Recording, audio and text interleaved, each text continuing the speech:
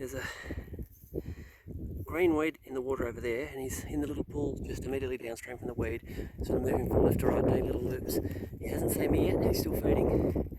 Hasn't taken anything from the surface, just like nymphs and other stuff that's subsurface.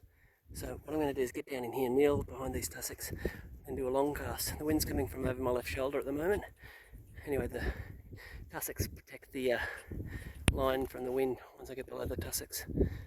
Oh, okay, over on the left there, near the red weed. So just took something from below the surface, okay. So I should be able to get down, sit down on the bank just below here, and then cast up to the left, to a right-handed cast up to the left. First thing I'm going to do is sit down and get my line out, so I can get my line on the water, and then I'll go and see if I can cast up to where. Just located the fish that was down here. He's under the bank on the right under there, and he's still feeding. I saw him come out and take a surface nymph, or emerger, and he's just under where that little moth just came up. He's right under there, so I'm almost directly behind him. First cast landed about a foot to his left, and he came straight up and took the dry.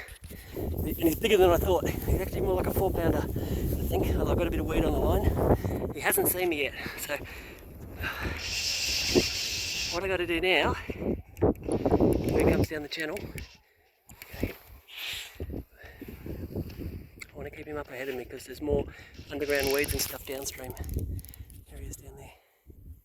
Yeah, he's about 4 pounds, I think. Green weeds, and that's much better than burying himself in the red weeds.